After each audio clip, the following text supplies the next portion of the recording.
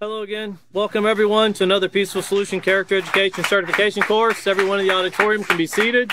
Welcome to all of you that are watching online via whether it be Facebook or the Peaceful Solution website page. Welcome and thank you once again for joining us. If you haven't been with us here recently, or if you're just joining, we get messages every day. So that's the reason we always try to re-put these things into the minds of our audience. We know those of you that have been with us from the beginning know that we're in the third book of the junior high series. Just so everyone knows, these books are free to download online, and we've been through the character unit and the acceptance unit thus far. And if you go to our Facebook page, which is the official Peaceful Solution, you can download those. They're PDF files, and soon you will see, if it hasn't already been put up, the respect unit, because that's the unit we'll be into next here in probably the next month. We'll be to that unit. We'll be going through and building our building blocks of character is what we call it in the Peaceful Solution. And of course, all of this information, one book solidifies the foundation for the next. So it's extremely important. People are asking, do I just jump into this class? You know, I encourage everyone, go back to the very beginning. All the classes are up there on Facebook, and go all the way back to the beginning. And if you have any problem getting them, just contact us and we'll get you some direction on how you can do it.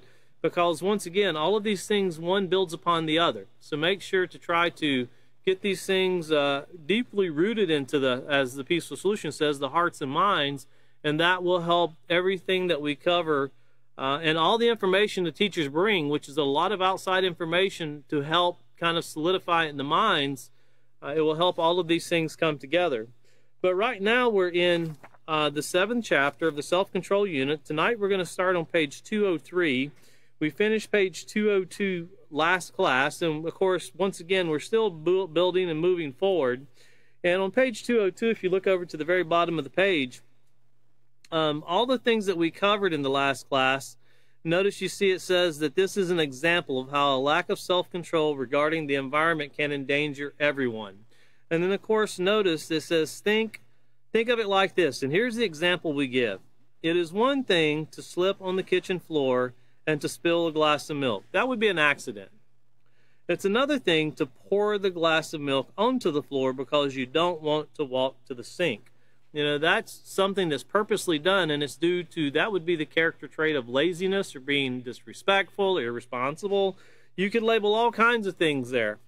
But notice it says, either way, the milk is on the floor, but deliberately pouring it shows an uncaring attitude. In the same manner, deliberately dumping pollutants into our water shows a lack of concern on the part of an individual or organization. And we're going to start moving through tonight, and we're going to even discuss how most people in this world today do not realize that they are dumping pollutants into the water. And we'll show news articles and some other information that comes from the United States Geological Survey, where they actually have known this for years, and it's getting worse and worse and worse. And of course, it's people are unknowingly doing these things. But turn back over to your lesson plan. We're still in Procedure 5. That's still found on LP 7D. And for those of you that may not be aware, those are the grade tab pages that you'll only find in the teacher's manual. So make sure if you order a book, you order a teacher's manual. If you download, that's what we have available for you as a teacher's manual. And you're free to print those out. Someone asked, could they distribute them? You're free to print them and distribute them as long as you don't change the information inside of it. That's one thing that we most certainly require of anyone who prints our literature, that nothing be changed within it. But here on Procedure 5, if you look down to the very bottom, about 2/3 of the way down, it says, have students read the article found on page 203. That's what we're going to do tonight. And discuss the questions at the bottom. Allow students to read just the facts on water pollution found on page 204. We went over a lot of facts last class, and of course these things change from one year to the next, and from you have one disaster to the next. But all in all, if you look at it on a scale, I would say it would look like, if you would look at how the water supply and the safety of it and the cleanliness of it, it would look like PayPal or Facebook stock. It's just going down, and no one really expects it to come back up. That's kind of the way it's going. But here on page 203, it says, read the following article about one company's, notice, deliberate act of polluting our waters and the serious consequences of their actions. So remember, this is deliberate. And remember what we just read about the glass of milk. You know, you have the problem, but to intentionally cause yourself the problem doesn't make a lot of sense. You can try to ignore it. You know, you can try to not deal with it, but imagine just allowing filth to grow in your house. Someone gives you a brand new house, absolutely spotless clean. And then you allow filth to grow and grow. The trash never makes it to the trash can. The dishes never get washed in the sink. Any leftover food just gets thrown wherever. You know, there's shows that they show on Discovery Channel about things like this, where people live in some very disgusting places. And of course, people will go in and they call it, it's like hoarding. And they go in and everybody's, I can't believe this person lives like this. But in reality, we're all living like this where the environment is concerned. And when we get through showing and talking about our water tonight and also into the next teacher, because there's a lot of information and a lot of things to cover about our water, you'll find out our water is not as clean as you think it is. And if you've been reading what comes forth from even the government, they've been telling you it's not as clean as you think it is. So here on page 203, it's Mississippi facility corporate officers and employees plead guilty in illegal dumping case. Truck Trailer and Equipment Incorporated, also known as TT&E, a Pearl, Mississippi truck repair firm, its president, J.W. Fielder, and manager, Alan Fielder, pled guilty to conspiring to violate the Resource Conservation and Recovery Act and the Clean Water Act. Carlos Lindsay, a TT&E employee, previously pled guilty to the hazardous waste transportation and dumping conspiracy. The defendants were involved in a scheme that involved the dumping of hazardous waste and pollutants, including used solvents, grease, oil, and other waste, into a wetland and a tributary of the Pearl River that bordered the TT&E facility, and the legal transportation and disposal into an off-site wooded area. So here they have this chemical. Of course, they're supposed to be paying to reprocess those chemicals, but instead they're trying to save money by taking it out to what we would call a no man's land. Nobody's around here. Of course, we're going to see tonight how these things carry on, and they dump it, thinking that no one will notice. Well, the dumping hazardous waste and other pollutants into wetlands, rural waterways, and rural areas can create a significant risk to aquatic resources and wildlife and can make surface waters unsafe for human recreation and use as drinking water supplies. When sentenced, the Fielders and Lindsay each face maximum sentences of up to 5 years in prison and or fines of up to $250,000. TT&E faces a maximum fine of $500,000 when sentenced, and Stewart faces a maximum sentence of up to 1 year in prison and or a fine of up to $100,000 when sentenced. So you can see that these rules and regulations governing what is to be done with these chemicals create a lot of money. There's a lot of incentive to hand out fines. But notice here the very first question, and this is the conversation you want to have with your students. Obviously, what is done is very harmful.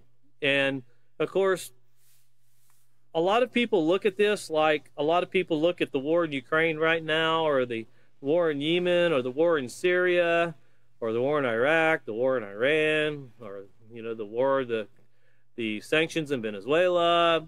You can look all around the world and people are suffering from things, but the way we've become as a society, if it's not really affecting us, we don't really care, right? They dumped it in the water. That's okay. You know, it's many states away. Let them figure it out. Well, if you don't have rules and regulations, of course, these things will destroy very quickly. It's kind of like when we went down to the Rio Grande and we toured a water treatment plant that was right on the Rio Grande. So you look at the river, and of course, right on the other side is Mexico.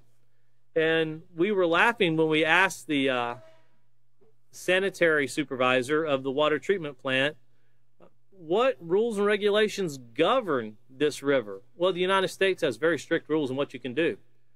Okay, what does Mexico's rules say? They don't have very strict rules. So is there like a divider that divides American water from Mexican water when you go down the Rio Grande or something? And he just laughed. He said, no, this is one place it doesn't matter.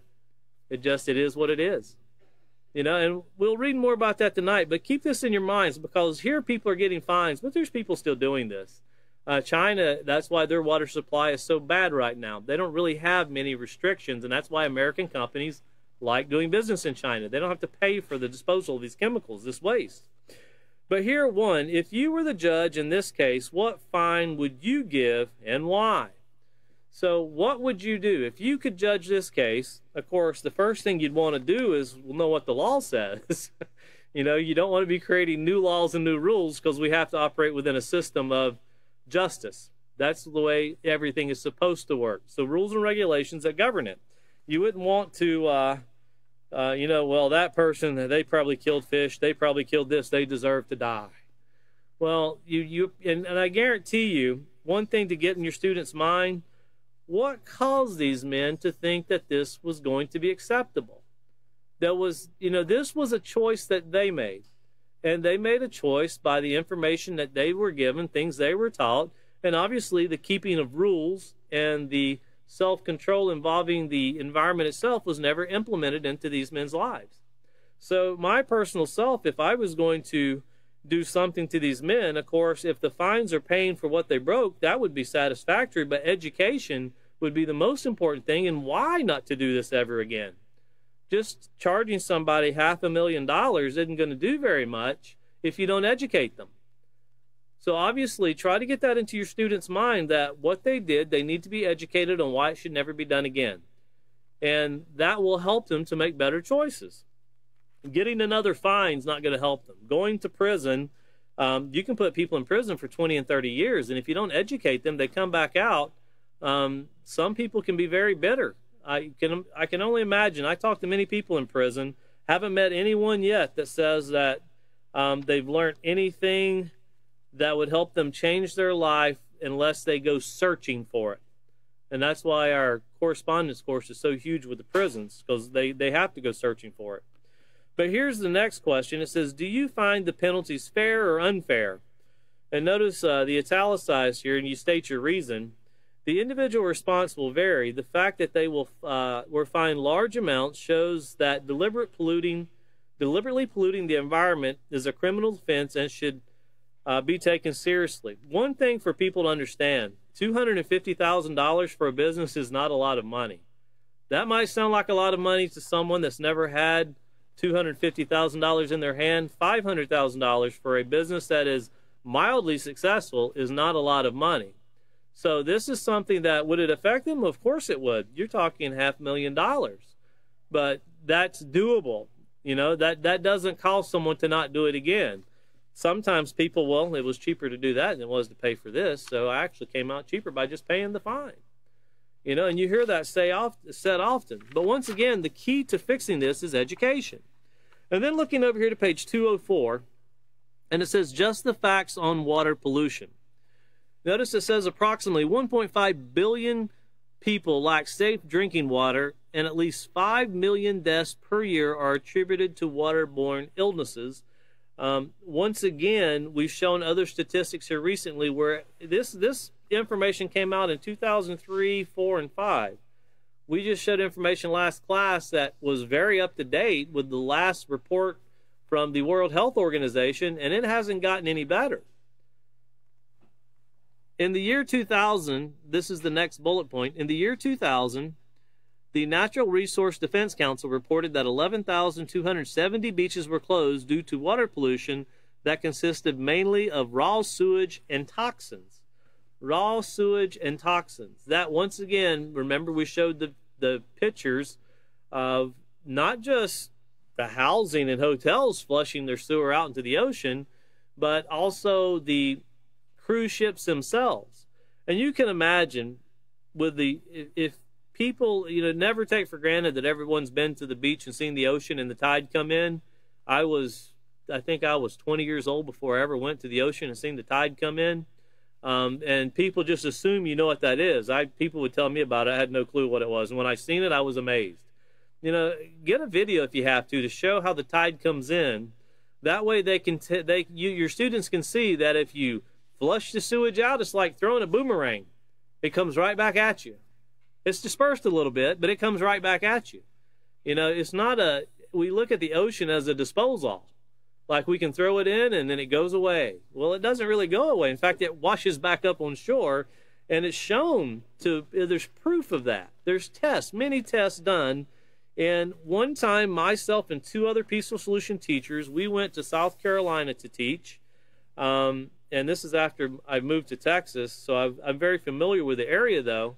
And we stayed at a place that was pretty much right there on the ocean, because we looked at it from the balcony, but we didn't have the, I would say we were smart enough not to go walk on the beach. Let's just put it that way. But we wanted to see the ocean and stuff like that. And so we stayed there. And of course, when we were walking down the boulevard there were signs everywhere telling you, but they were kind of faced, so they were facing the building.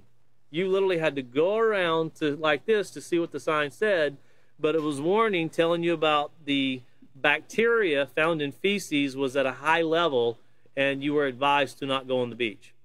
But the sign was actually put so you would have to walk out of your way to walk around to see it. And the beaches were full of people walking barefooted. You know, they think that sand is so smooth and so silky, and you know, one day when they find out why it's sliding between their toes, it won't be as so memorable as a vacation, as they say. But continuing on here, it says, people who ingest polluted water containing PCBs. Now, PCBs are polychlorinated biphenyls, and of course they are derived from petroleum products. They can develop cancer and produce children with birth defects. And I remember going down to right outside of New Orleans with some Peaceful Solution instructors, and a place they call Cancer Alley. A lot of people from Louisiana are very familiar with this area. And there's a lot of that in that area because of this byproduct that is washed out there. And it's not that it couldn't be dealt with properly. It's just over the years, you know, the goal of business, as David was talking about, is to make money. It's the bottom line. To do, as, you know, keep your costs low, keep your profits high, especially if you have investors involved. Then the next one here, we see that water seeps through the porous rock and is stored beneath the ground. It's called groundwater. In the United States, approximately half the drinking water comes from underground. The EPA has estimated that anywhere between 25 and 75% of groundwater is contaminated from leaking underground storage tanks and seepage from direct well injections of hazardous waste into the underground rock formations. Once polluted, underground water remains contaminated for a long time.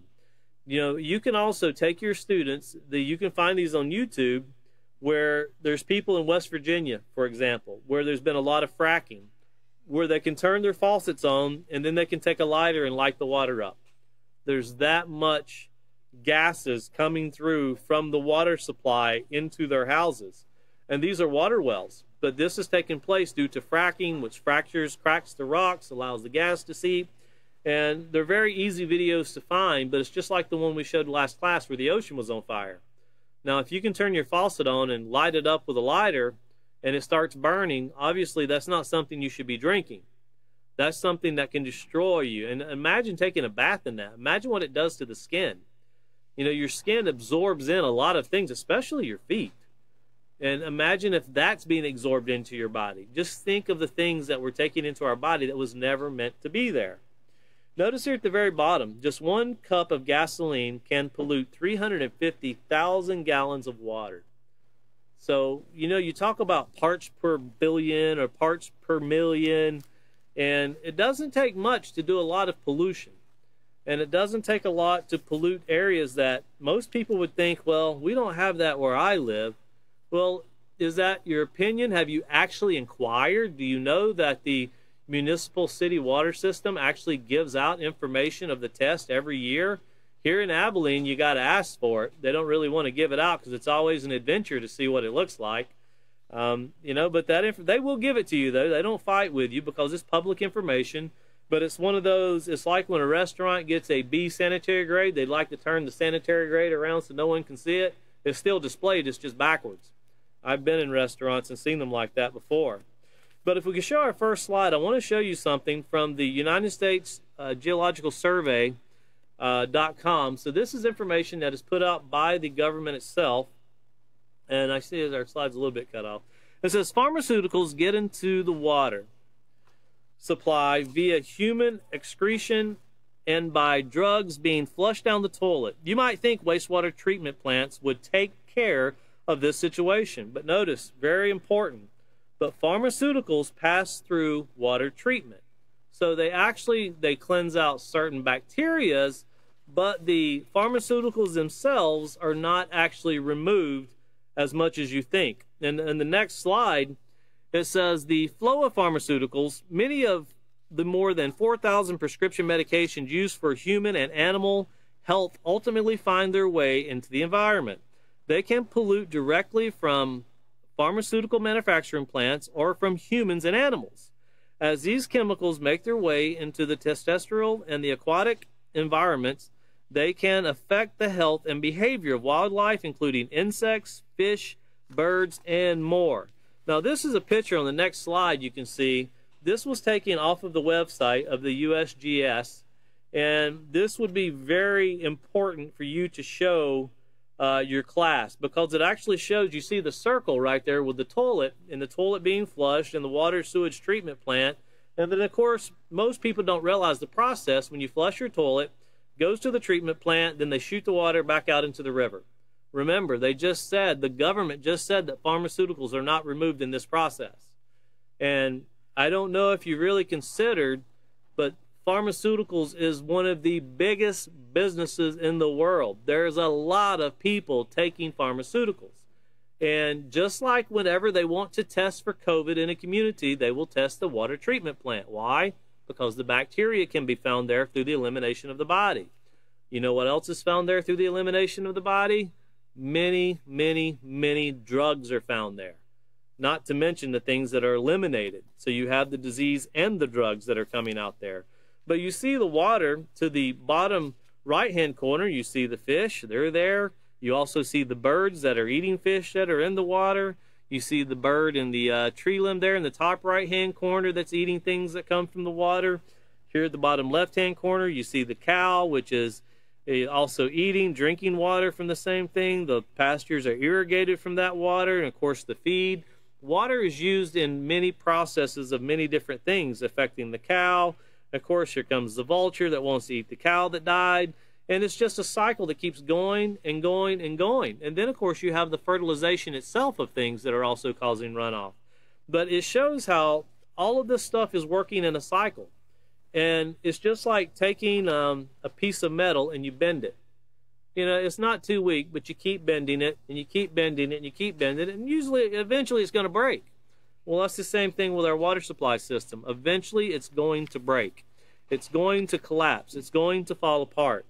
Now, I've got some articles I want to read you, and I put them up on the screen so you could see them and also write down the websites they come from, because teachers out there that are wanting to present these things, this is endless information. These are just 3 that I pulled off randomly. I didn't pick them for any other reason other than I thought they fit into the presentation today, but there were pages and pages of pages if you Google pharmaceuticals in water supply or pharmaceuticals in drinking water.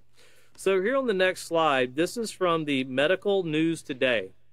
And it says the AP investigators discovered that drugs have been found in the drinking water of 24 major metropolitan areas across the country. Here are some of the key findings. Southern California, a portion of drinking water that supplies 18.5 million people, contain traces of anti-epileptic and anti-anxiety drugs. Now, that's to say the least. You're going to see here, going to the next slide, that there was a 5-month investigation by the Associated Press.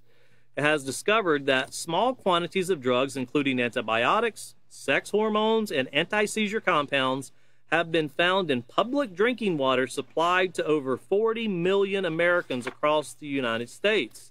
And continuing on to the next slide, it says while the concentrations are so small, they have to be measured in parts per billion or parts per trillion. Now, I want you to think about this for a minute. You should take a cup out of clean water and set it on the table in front of your students. And just take a dropper, you know, you can have chocolate milk in it, whatever you want, and tell them, listen, okay, I'm going to put 1 part of feces in it. Okay, there we go. Just a small drop. It won't even hurt you. Who wants to drink it now? Does it make you feel better if you know there's only 1 part per billion inside of your drinking water you're drinking that comes from sex hormone drugs or anti-inflammatory drugs? Of course not. That's not what you think. When you get your water, you expect it to be clean. Well, when we say clean water, that's it's not a real true statement in most cases. But continuing on here, with that slide, going back to the top, it says, while the concentrations are so small, they have to be measured in parts per billion or even parts per trillion, and water companies insist these levels are within safety limits. And by the way, the man did not drink the water at the water supply station we went to. The AP said that the long-term effects on people's health of so many prescription drugs and over-the-counter medicines such as acetaminophen or paracetamol and ibuprofen, even in tiny amounts, are starting to worry scientists. Now, this is in 2008, remember. On to the next slide. It says, drugs and their derivatives get into the drinking water supply because when people go on medications, go to the toilet, they excrete whatever the body does not absorb and any metabolized byproducts. Water companies treat the waste before discharging it into rivers, lakes, and reservoirs, and then treat it again before it enters the drinking water system.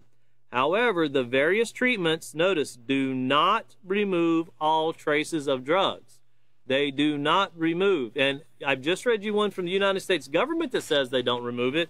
Here's a study, an investigation that was done confirming they do not remove them.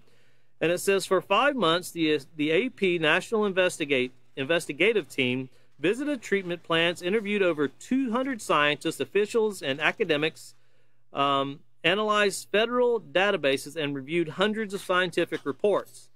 Now, going on to the next slide, all of this is one article. I just wanted to put it up so if people that, as they watch the slideshow, they can also read this for themselves and go back and reference these things. But continuing on, it says, among their inquiries, the AP investigators came across research studies that have gone virtually unnoticed by the general public. Well, why is it unnoticed? Most people don't even think to ask. They wouldn't even consider to ask. Where scientists were alarmed at the effect of the drinking water contaminants on human cells and wildlife. The investigators also found that water companies don't like to publish the results of drug screening tests because they think the public would not know how to interpret them and would become unduly alarmed. Most people, if they found out that pharmaceuticals that very sick people are taking, I'm talking about, people with disease are taking, and they're eliminating it, and somehow it came through them and ended up in my drinking water. I don't know how you're unduly alarmed by that. Just for the fact that something left someone else's body, and now it's in my drinking water, and someone's telling me that that's acceptable, it's just a small amount, that seems very bizarre to me. Like we showed with Legionnaire's disease. You can't see it, but once you get it, you're going to feel it. The same thing with typhoid. But continuing on here, it says, however, the United States Environmental Protection Agency, that's the EPA, Assistant Administrator for Water, Benjamin H. Grumbles, told the AP that we recognize it is a growing concern and we're taking it very seriously. My next question would be, what are you doing? Taking it very seriously doesn't really change anything. It doesn't really make my water cleaner that you're taking it very seriously. Does that mean you went home and drilled a well for yourself? What does that mean? The AP investigators discovered that drugs have been found in the drinking water of 24 major metropolitan areas across the country. Here are some of their findings. On to the next slide. So for those of you in Southern California, a portion of drinking water that supplies 18.5 million people contain traces of anti-epileptic and anti-anxiety drugs. If you live in Philadelphia, treated drinking water, notice treated drinking water, that means it's been through the process twice, once it went out, once it came in, contains 56 drugs or byproducts including pharmaceuticals for pain, infection, cholesterol control, heart condition, and asthma. Now, if you live in San Francisco, a sex hormone was detected in the drinking water. Move along to our nation's capital on the next slide. Washington, D.C., 6 drugs were found in the drinking water supply of the capital and surrounding area. I won't comment on that other than it's not acceptable drinking water. Tucson, Arizona, an antibiotic and 2 other medications were found in the drinking water. And here they say northern New Jersey, drinking water for 850,000 residents was found to contain carbamazepine, a mood stabilizer, and a metabolized byproduct of angina medication. This was found by the U.S. Geological Survey researchers who analyzed the treatment plant. Now, that, of course, that's controlled by the government themselves. So think about that. Now, that was only a few of the 24 that they found major problems in. And looking back here to page 205, there's still a couple we want to go through, but it's important to realize, as we see here on page 205, the damage is already done. The damage is already done. And that's something, once again, this book came out in 2005. And it hasn't got better. It's only gotten worse. And this is not a conspiracy to bring down the water system. It's just a call to attention. How do you fix problems? If you know something's broken, you educate. And who are the future leaders of tomorrow? We started out in the Peaceful Solution when we first began that we're giving our future over to the teachers. They are the children of today, will be the leaders of tomorrow. And if this is put into their minds to be important, just as we have tried our best to put into the minds of our students here, then something eventually gets done. This is not a problem that gets fixed overnight, but as we talked about, a lot of nations don't have clean drinking water. Here in the United States, we tend to think we have clean drinking water until Jackson, Mississippi water goes downhill, or Flint, Michigan, who has yet to recover from what they're going through, and other places that not only are their city municipal supplies messed up, but even well water from fracking has been destroyed due to the lack of care and the desire to generate huge income. So hold your finger there on page 205 because we're entering into the next procedure, and that's procedure 6. So we want to make sure we go back to our procedures and read this. And notice it says stress to students. This is found on LP 7D.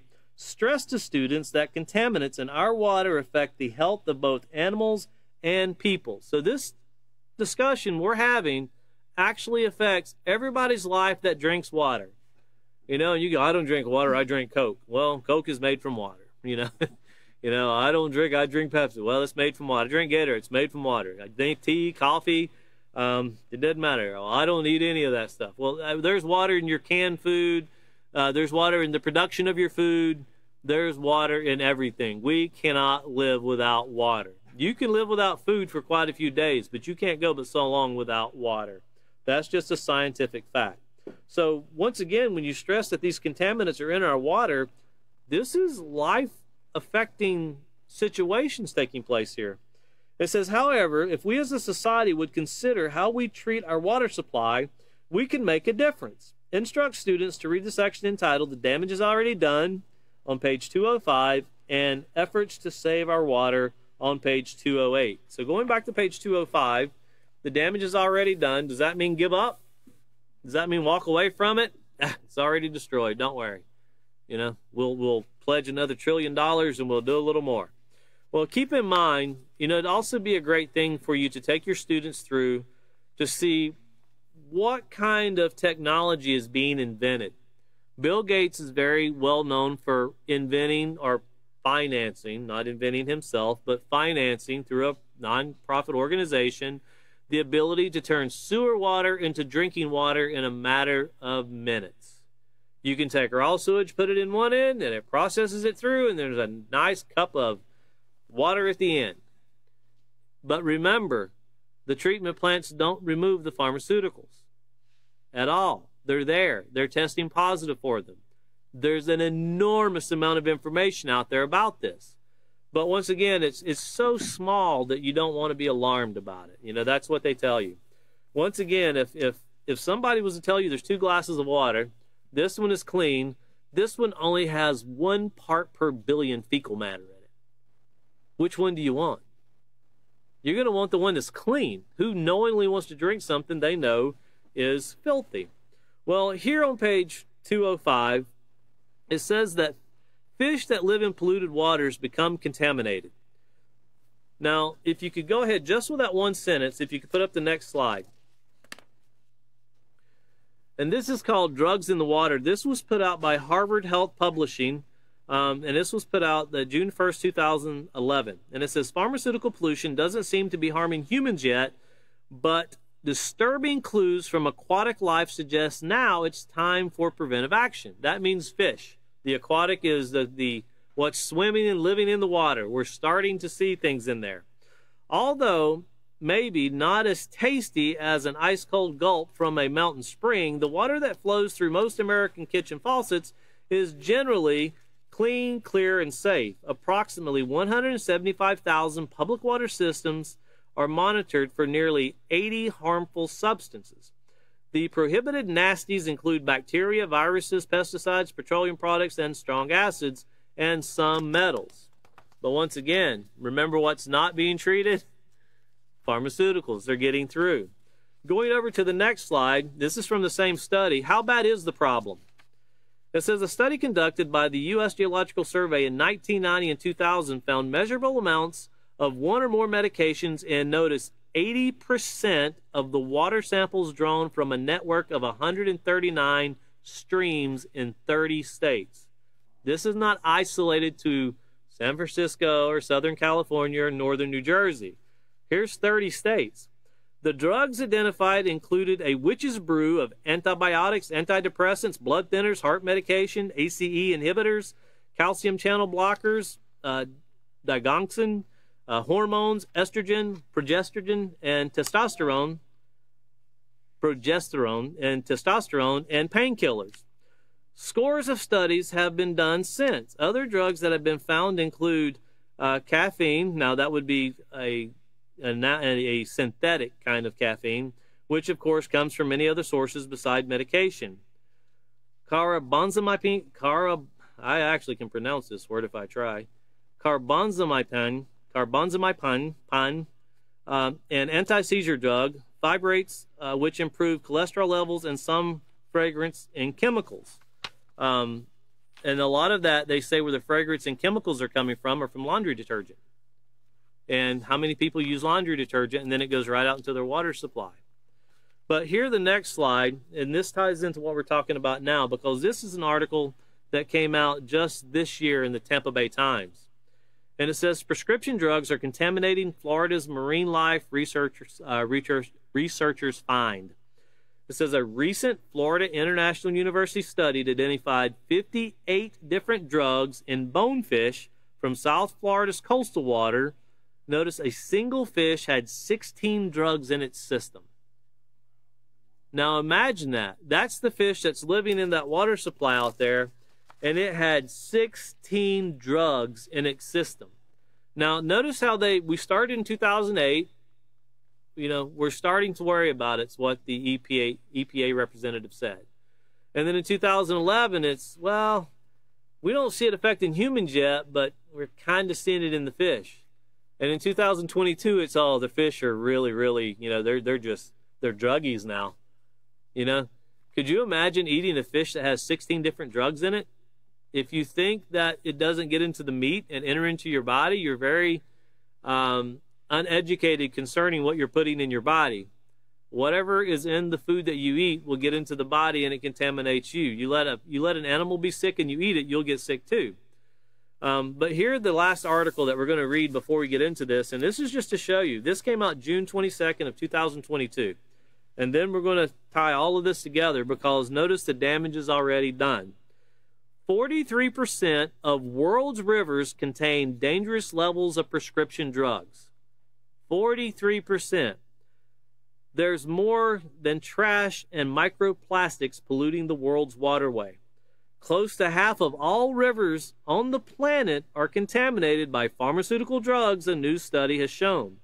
Researchers found 23 active ingredients exceed safe concentrations, including those in antidepressants, antihistamines, stimulants, benzos, and painkillers, in 43.5% of the 1,052 individual samples taken in 104 countries. Now, there's a reason why the pharmaceutical industry makes so much money, because, well, people take them. You know, there's a time in life when your body hurt and you had a pain, and that let you know something was wrong. And we as a society came to the point where we'll take a painkiller, it makes the pain go away. Your body's still hurt and it's still something wrong. Just because you don't feel it, it's like having a tooth and you have a cavity and you'll do anything to get that nerve to stop throbbing. And you get something on that nerve and the pain stops, but you still have the problem. And it lets you know a couple days later, a couple weeks later that, hey, I'm still here. I didn't get fixed. Well, it's the same thing with our water supply system. Once again, back here to page 205, it says that the damage is already done. So fish that live in polluted waters become contaminated. Now notice this was put out in 2005 by the Peaceful Solution, and there was a research team that went through and pulled off an enormous amount of information at that time. But notice the news articles we just brought you, it took till 2022 before they said that. But the information has been out there for many, many years, but now it's being acknowledged. And it's not just a problem for the United States. This is a global problem. Notice it says, because the concentration of contaminants increase further up the food chain, humans who are top predators are at a greater risk. Being at the top of the food chain simply means that we can eat all the foods that we want that are healthy and appropriate, but nothing eats us. A person who regularly eats contaminated fish will end up with higher concentrations of contaminants in his body. You know, and even the author one time, I remember he went on a trip to teach and speak in Canada about the Peaceful Solution. And he spent some time in Michigan. And he was telling a group of us, I think he's even mentioned it in conferences where he gave speeches, about how there was a sign there on the dock when you went out to Lake Michigan telling you only eat so many of those fish because of the chemicals that were in the fish. The human body should not have any more than this, this, and this. So don't eat more than, I think it was 2 fish per person. Now that's letting you know that you're eating something that's contaminated. You know, it doesn't make it very appetizing. But also notice, looking back to page 194, with this in mind, remember it was covered, what goes around comes around? And that's what takes place with our food supply and even what we eat. And I know this sounds grotesque when you're talking to a group of students or when you're talking to anyone, but what we eat and what we eliminate, if we flush it right back into our drinking and water supply, there's nothing there that really deals with or breaks down the things that we're actually disposing into areas that we're going to reuse. You know, the term recycling to save the environment has become such a huge statement in today's society. Every time I walk by and I go to get a drink or a bottle of water, it actually makes me want to vomit when I see made from recycled plastic. And it's not that I think it's a bad thing to try to not create an enormous amount of trash.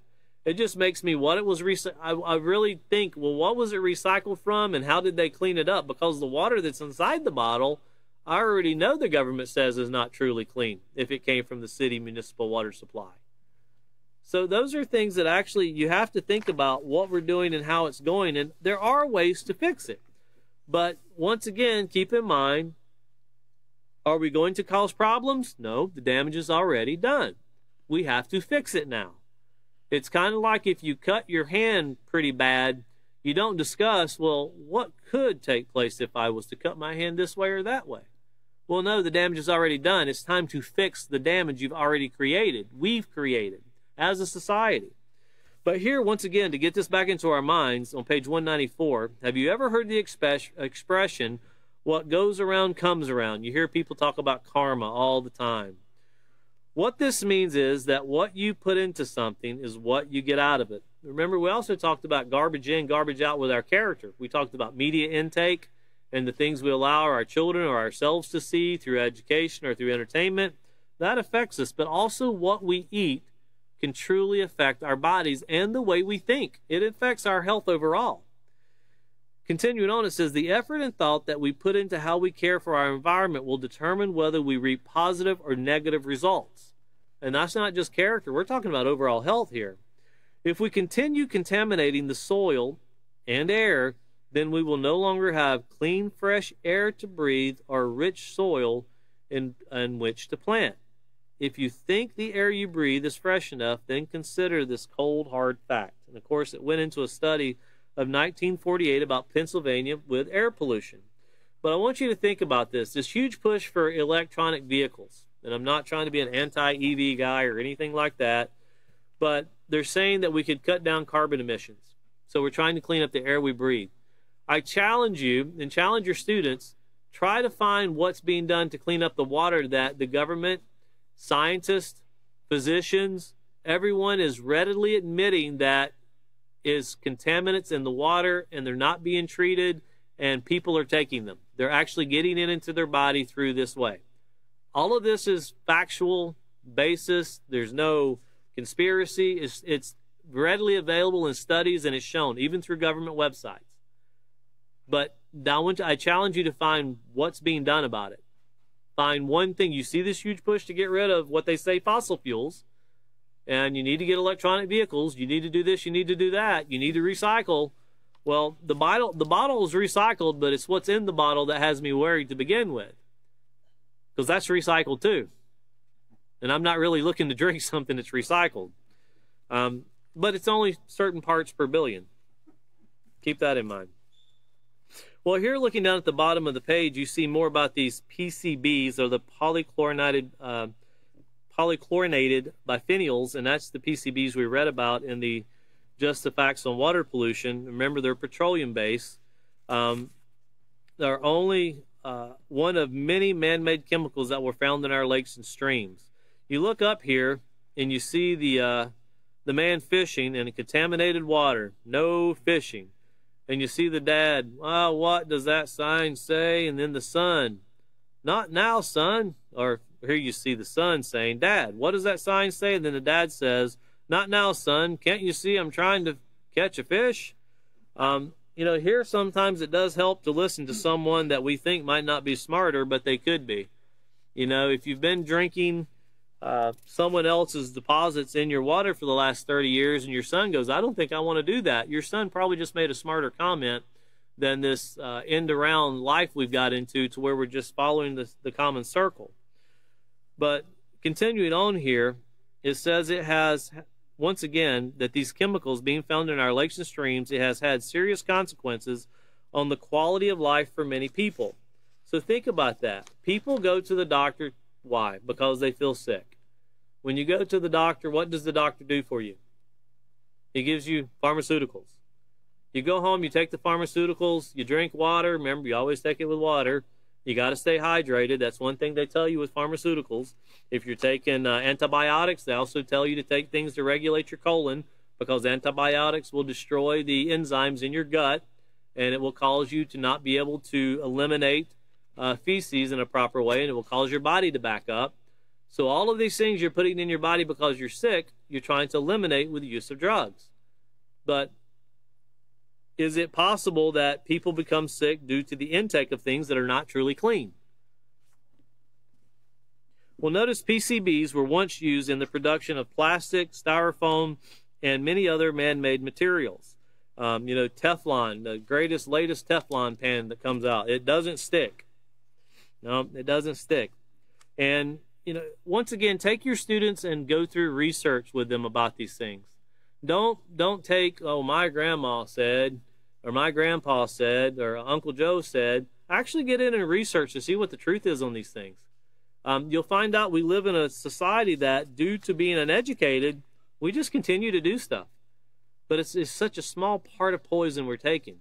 Well, if you eat a little poison today, and you eat a little bit more tomorrow, and you eat a little bit the next day, and you eat a little bit for 40 years, what do you think the end result is? Well, the doctor told me I had this now. Where did that come from? Well, you can't do but so much, and it becomes, just think about just not washing our hands and how much disease is spread by just not washing a hand. We went through that in detail. But we're talking about the things that are on our hands. We're flushing that out into the rivers. You know, remember, just so, because a lot of people, especially children, don't realize it. You flush your toilet, sewage treatment plant. They remove certain things, and then they shoot the rest after they inject it with chemicals out into the river or the lake. Then they pump the water from the lake back into the water treatment plant, and then they treat it some more, and then they shoot it into your faucet. Well, it goes into the big water tanks, and then into your faucet. That's the municipal city water supply. I encourage everyone to go to your local city municipal water supply and have them give your students a tour. Most of them will do that. They're joyful to do it, just so they can see the process of how water is done. That's why we did it. We were blessed to be able to go to one that had not even fully opened for operation. It had the latest, greatest technology. And the guys were very honest with us, brutally honest with us, and told us what not to expect. And I'll never forget, the guy that was there, he wouldn't drink the water at the end. He said, "No, I'm not drinking that." And he's the one that made it, along with a lot of other workers. But he also told us that he would never drink bottled water. He says, "Can you imagine when you put water in a car and it sits for a couple days in the heat through that plastic? You know how you grow bacteria, right? Whatever's in it to begin with, you let it sit, it's going to grow more and more and more." And he was serious about this. Then, of course, what is the result? Well, it causes diarrhea. The bacteria does. Why does it cause diarrhea?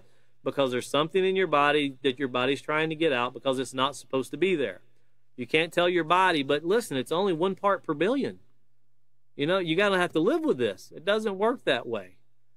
And it's never going to work that way. But continuing on here, it says, by the time the environmental and scientific communities discovered the dangers of the chemical, it had already made its way into the soil, air, and water of our environment, contaminating fish that are frequently eaten by people. Even though PCBs were banned from use in the United States in 1976, their harmful effects continue to this day. And remember, go back to page 154, because these are things we covered, and we want to continually tie these things in with our students. And we covered this also in the character unit, but it's called the ripple effect. And of course, here on page 154, looking at the very top, it says, let's take a look at society. It says, when you hear the word society, what is the first thing that comes to mind? Is society the community in which you live, your schools, a place where you shop? Do you think of a society in terms of the city and the country that you live? Both of these answers would be correct. A society is a group of people with common interests and established patterns. Everyone within your community, city, and country in which you live makes up a society.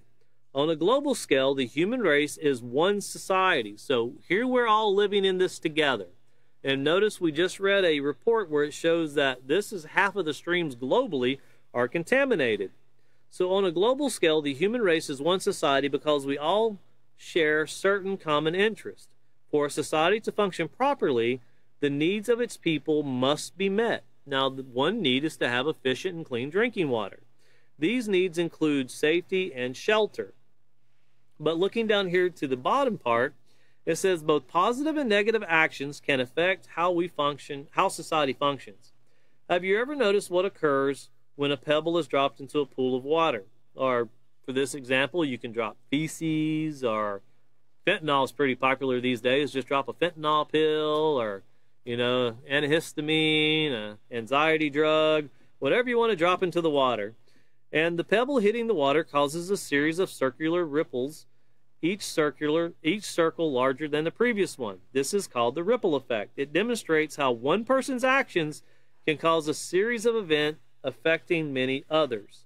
Now, thinking about that, and turning back over to page 205, think about the honest person that has never been educated and doesn't know. And you can compare it to trying to tell someone about the tide coming in from the ocean, and if they've never seen it, they really don't know. I know I would hear people talk about it. I didn't really comprehend it. And a lot of things, if people have never done it, you can tell them, but they don't really kind of get the gist of it. Well, think about a person who's doing their best to be an environmentalist. They're trying to do everything with moderation, not waste, be conservative. But every day they take 6 or 7 pharmaceuticals, and then they go and they use the bathroom, and it's flushed right out into the city water supply. They're unknowingly helping to contaminate the city water supply. But it's not their fault. They're part of a system that has been running and doing things. And in no way am I saying don't take your medications. I'm not saying that at all. I'm just saying that a better way needs to be created by leadership to deal with the known fact that pharmaceuticals are getting into the drinking water of society. And that's what's being done. If you want to know the strength of the society, of course, you look into the people. And it starts with leaders. And our children, once again, are future leaders. And it's going to be worse for them, or it's going to be better. You know, it's kind of like the national debt. Whenever it was $7 trillion, people thought they're going to be paying for that 3 generations down the road. Now it's at 31 trillion, and we just need to add. We just need more. Just let it go. Yeah, we're not going to pay China anyway. Just let it go. Well, you can't do the water like that. You can't go down to the lake and stream and go, we filed bankruptcy. We're not going to do this with you anymore. Where are you going to get more clean water? Once again, we've talked about how the world is 70% water, but the clean, acceptable drinking water, you can be out in the middle of the ocean. You won't have anything to drink. So you have to really consider, we have a very small resource for 8 billion people. You know, saying that now we have too many people on the face of the earth. No, we haven't treated the earth with the respect that is due to it so it could care for us. If we were to care for the earth would care for us. But society hasn't done that. We've actually mistreated the earth enormously, and it didn't start with the driving of cars. You know, they were using kerosene long before the cars were being driven. They were burning coal in steam engine trains long before. You know, it's much more. And once again, compare this to what you hear about what's being said concerning clean water compared to the ozone from greenhouse gases. But turning over here to page 206,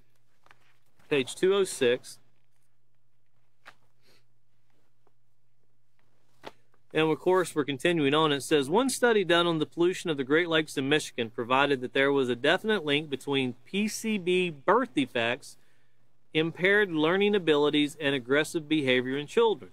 Aggressive behavior in children. Now, this is a scientific study that was done. Go online and do these things. Investigate these things with your children. When someone goes into a school or goes into a shopping mall or drives a vehicle through a bunch of, paraders that are going out for their parades, and we think, what got into that man's mind? Is he crazy? We really have to understand the cesspool that we created for us to live in.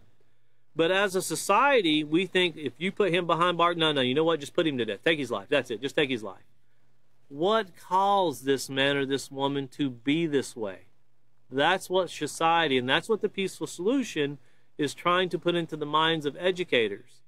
You see the results of the problem, but what was the problem and why was the problem allowed to begin with? And how do you fix the problem? If you just look at the cause and think, well, that person's dead now, there won't be no more of that. If you haven't fixed the problem, it's going to continue. So continuing on here with reading this, it says, it is reported that because fishing is such a popular sport, even when communities were warned about the dangers of eating contaminated fish, many fishermen and their families continued to eat the fish they caught. Women who had eaten 2 or 3 fish meals a month accumulated toxic levels of PCBs in their body fat and then passed the PCBs to their babies through the placenta and through breast milk. The damage to the babies was evident at birth. Babies had lower birth weight, smaller head size, brains that were underdeveloped, weak reflexes, jerky, and unbalanced movements. Now, if that woman would go through and they would test her for what they call illegal drugs in her system, CPS will come take the child from actually at the delivery room. Because this person is an addict, they take it. But what was done in this case? Well, not much is being done. Not much is being done at all. So here to finish up on page 206, notice it says, pollution in our water can contaminate and kill fish and plant life. It can also affect our health, causing diseases and killing millions yearly. As the study of the Great Lakes in Michigan's proved, polluted water can also affect future generations. You can endorse drastic behavior through what's taking place. So once again, pull these things out and find the scientific studies that are there. Don't just, I think this, no, get the facts and show it. That's being educated, and that's the first positive character trait that's taught in the peaceful solution. We're going to stop right there at that point because there's an enormous amount to bring on this, and our next teacher will pick up on page 207. We're still in procedure 6, but there's so much more that could be added to this. You could spend a lot of time on this, especially if you live by a huge lake. If you were by Lake Okeechobee or by the Great Lakes, you could spend a lot of time educating yourself about what you're living around at that time. So we're going to stop on page 206. The next teacher will pick up on page 207, and the next class will be 11-6. So 11-6, that'll be this coming Sunday at 5:30 p.m. So thank you once again for joining us.